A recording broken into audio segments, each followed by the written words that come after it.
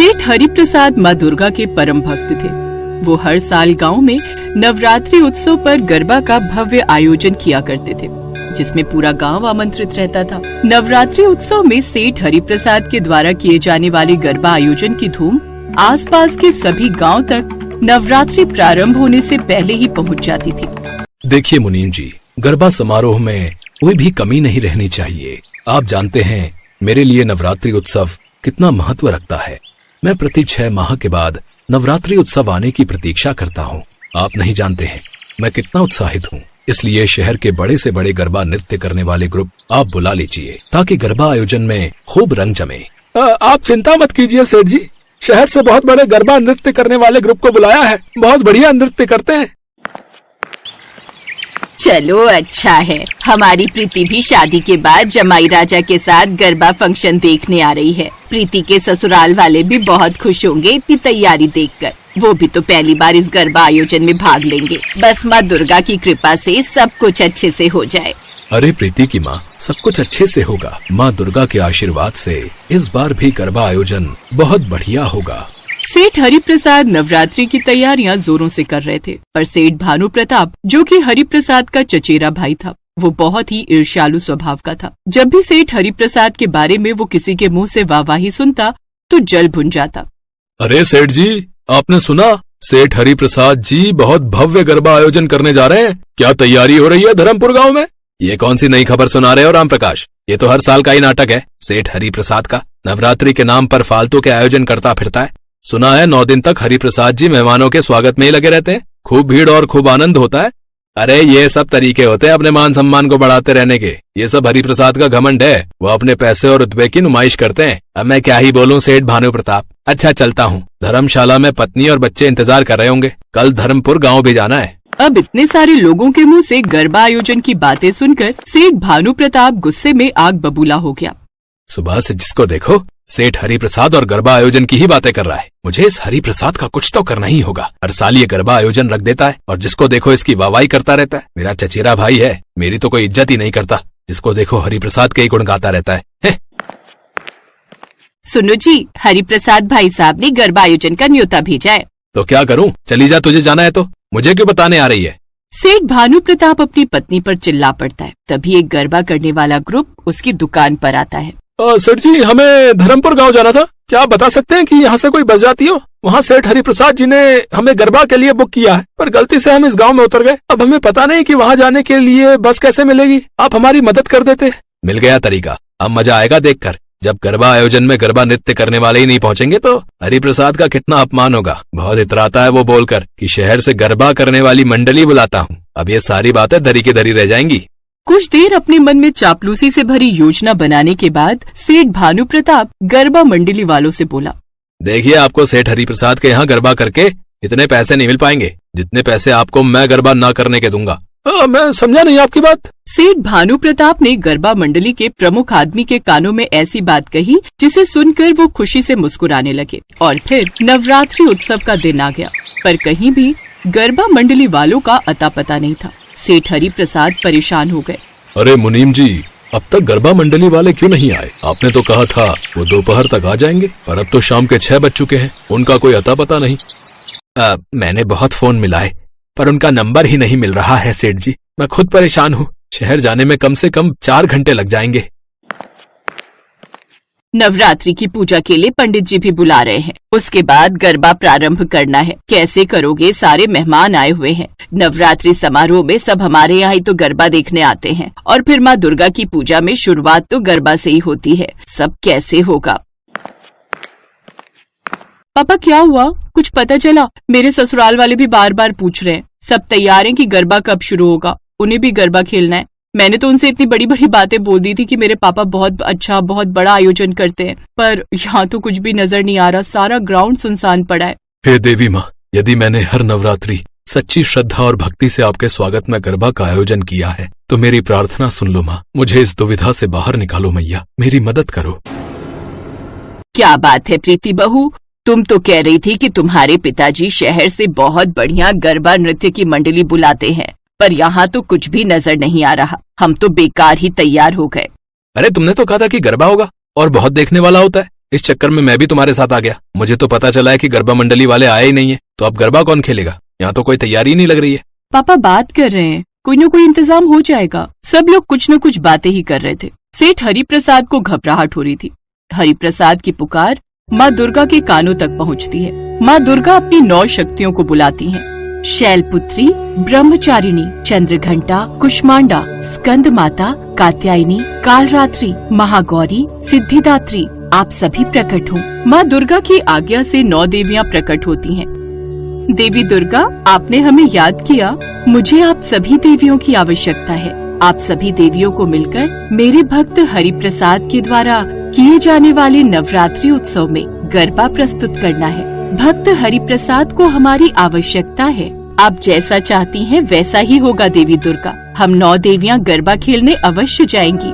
जैसे ही सेठ हरिप्रसाद माँ दुर्गा से झोली फैलाकर प्रार्थना करता है, अचानक ढोल और नगाड़े बजने लगते हैं।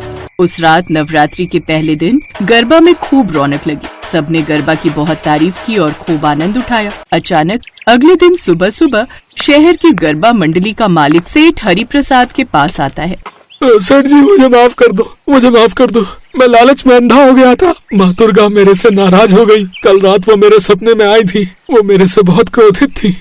गरबा मंडली का वो आदमी सारी सच्चाई सेठ हरिप्रसाद को बताता है और अपनी भूल की माफी मांगता है। सेठ हरिप्रसाद उस आदमी को माफ कर देते हैं। माँ दुर्गा ने अपने भक्त हरिप्रसाद की मदद की और अपने भक्त की लाज रखने के लिए 9 देवियां गरबा खेलने के लिए खुद धरती पर उतर आईं। ऐसी ही है 9 देवियों की शक्ति। ये 9 शक्तियाँ आपस में मिलकर एक शक्ति बनती हैं और उन्हीं शक्ति की देवी का नाम है माँ दुर्गा, जो अपने सभी भक्तों की सदैव रक्षा करती हैं। फिर चाहे कोई कितना भी बुरा क्यों न करना चाहे, जब भगवान साथ होते हैं तो हमारा कोई कुछ नहीं बिगाड़ पाता।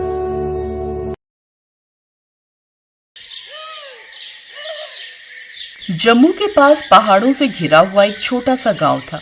वहां मोहन नाम का एक किसान रहता था। घर में उसकी बीवी और 2 बेटियां थीं। मोहन फसलें बेचकर दोपहर को घर जाता था और उसकी दोनों बेटियां उसके पास आकर कहती थीं, पापा पापा, आप हमारे लिए क्या लाए हो? चॉकलेट लाए हो ना?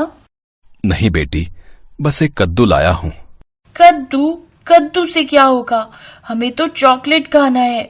चॉकलेट से पेट थोड़ी भरेगा बेटी। आज चावल के साथ कद्दू की सब्जी खाएंगे। नहीं, मुझे कद्दू की सब्जी नहीं खानी। ये बोलकर दोनों बच्ची चली गई। मालती ने मोहन से कहा, बच्ची है ना, धीरे धीरे समझ जाएगी। मैं इतना गरीब क्यों हूँ मालती? मैं अपनी बेटियों को 2 चॉकलेट भी नहीं लाके दे सकता। मैं कितना बुरा बाप हूँ ना। नहीं जी, आप बहुत अच्छे पिता हो। देखना, वैष्णो माता हमारी सारी परेशानी दूर कर देंगी। जय वैष्णो देवी की। मोहन नहा धोकर वैष्णो देवी की पूजा में बैठ गया। माते, आपको तो सब कुछ पता ही है। ये गरीबी जाती ही नहीं है। बस मेरी 2 बेटियों को मैं जिंदगी भर खुश देखना चाहता हूँ। आशीर्वाद दीजिए देवी माँ। जय वैष्णो देवी की। ऐसे ही उसकी जिंदगी बीत रही थी। लेकिन एक दिन गांव के बाहर एक सुपरमार्केट खुल गया। सभी गांव वाले गांव का बाजार छोड़कर सुपरमार्केट में ही अनाज खरीदने के लिए जाने लगे और मोहन के गांव के बाकी सभी किसान अपना अनाज उसी सुपरमार्केट में बेचने लगे। लेकिन मोहन ने ऐसा नहीं किया। अरे भाई, क्यों बेच रहे हो उन लालची लोगों को अनाज? है? अरे अच्छा खासा पैसा मिल रहा है मोहन भाई, है? अरे तुम भी बेचो और ढेर सारा मुनाफा कमाओ। वो हमें बुद्धू बना रहे हैं भाई। अभी वो हमसे महंगा अनाज खरीद के लोगों को सस्ते में बेच रहा है, लेकिन जब सभी सुपरमार्केट ही जाने लगेंगे तब वो हमसे बहुत कम दाम में अनाज खरीदेंगे और हमें तब उन्हें ही बेचना पड़ेगा। हैं? वो क्यों? क्योंकि तब लोग गांव के बाजार में आना बंद कर देंगे। तुम जो भी बोलो मोहन भाई, तब का तब देखा जाएगा। अभी फायदा हो रहा है, क्यों ना बेचूं वहां। मोहन को जो बात समझ में आ गई वो बाकी किसान नहीं समझ पा रहे थे।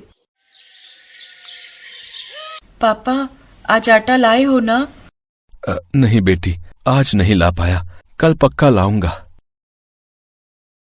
मोहन पूजा में बैठकर रोने लगा। हे वैष्णो माते, ऐसा क्यों हो रहा है मेरे साथ? मैंने कुछ गलत तो नहीं किया, तो फिर क्यों मुझे और मेरे परिवार को भूखा रहना पड़ रहा है? तभी मोहन के घर के बाहर सुपरमार्केट का मालिक रमाकांत सेठ आए। मोहन, अरे ओ मोहन, बाहर आ। मोहन बाहर आया। क्यों फालतू में रो रहा है? हमें अनाज बेच दे, हम तो खरीदने के लिए बैठे हुए हैं, अच्छा खासा पैसा दूंगा। मुझे पैसों से नहीं खरीद सकते सेठ, मैं आपको कभी अनाज नहीं बेचूंगा। क्यों फालतू में जिद कर रहा है, हैं? एक तू ही है जो हमें अनाज नहीं बेच रहा है, बाकी सब तो मजे कर रहे हैं हमसे दोस्ती करके। आप दोस्त नहीं दुश्मन हो, बहुत जल्द आप हमारे पेट पर लात मारोगे। अच्छा, तो तू हमें अनाज नहीं बेचेगा? नहीं, कभी नहीं। ठीक है, मैं भी देखता हूँ कि तू उस बाजार में कब तक अनाज बेच पाता है। ये बोलकर रमाकांत चला गया। अगले दिन मोहन बाजार में अनाज लेकर गया।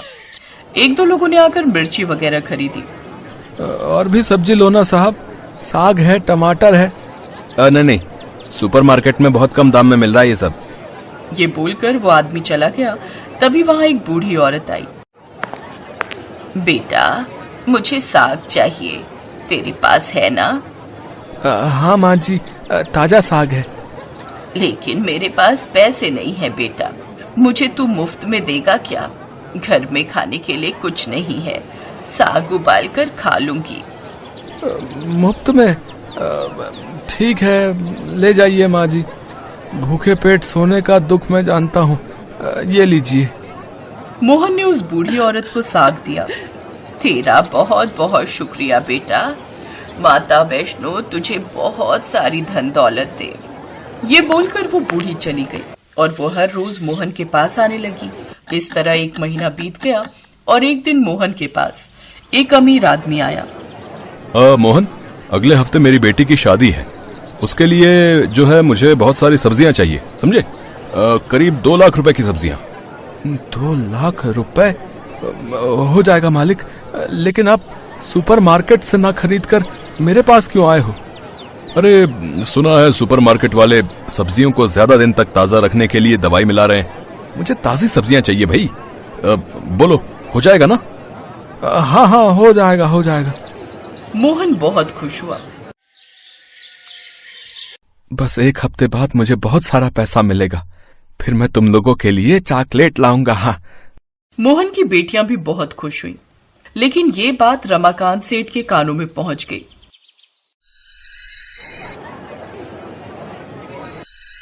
2 लाख का ऑर्डर उस मोहन को मिल गया। मुझे पहले से ही पता था कि वो हमारे लिए एक प्रॉब्लम है।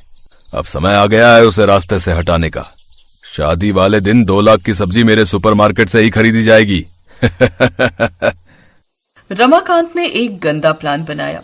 शादी से एक दिन पहले पूरा खेत ताजी सब्जियों से खिल उठा था और तभी रमाकांत वहां आया और पीछे से मोहन के सर पर मारा। मोहन बेहोश हो गया और तब रमाकांत सारी सब्जियां चुरा कर ले गया। वो रो ही रहा था कि तभी वहां वो बूढ़ी औरत आ गई। रो मत बेटा, तू घर जा, मैं सब ठीक कर दूंगी। आप सब ठीक कर दोगे? कैसे? कहा ना, तुझे चिंता करने की जरूरत नहीं है। तूने मेरी मदद की थी, अब मैं तेरी मदद करूंगी। ये बोलकर वो बूढ़ी औरत खेत में उतर गई और पूरे खेत में सब्जियों के बीज फैलाने लगी। उसके बाद पानी भी डाला। मोहन घर चला आया। अगले दिन सुबह सुबह वो अमीर आदमी पैसे लेकर चला आया। उस आदमी को लेकर मोहन खेत में गया। देखा सच में वहां सब्जियां ही सब्जियां हैं। ताजी सब्जियां देखकर उस अमीर आदमी ने मोहन को 2 लाख के बदले 2.5 लाख रुपए दिए। उस आदमी के जाने के बाद ही वहां वो बूढ़ी औरत आ गई। क्यों, कहा था ना? आप कोई साधारण इंसान नहीं हो, आप कौन हो? तभी वो बूढ़ी औरत माता वैष्णो में बदल गई और बोली, वत्स, तुझसे मैं प्रसन्न हूँ, इसीलिए मैंने तेरी मदद की। तू चिंता मत कर वत्स, बुरी शक्तियों का नाश करना ही मेरा काम है। बाजार में फिर से लोग आएंगे, तुझे कभी भी किसी भी चीज की कमी नहीं होगी। तथास्तु। माता वैष्णो अदृश्य हो गई। अगले ही दिन खबर आई कि सुपरमार्केट में आग लग गई है और सब कुछ जलकर राख हो गया है।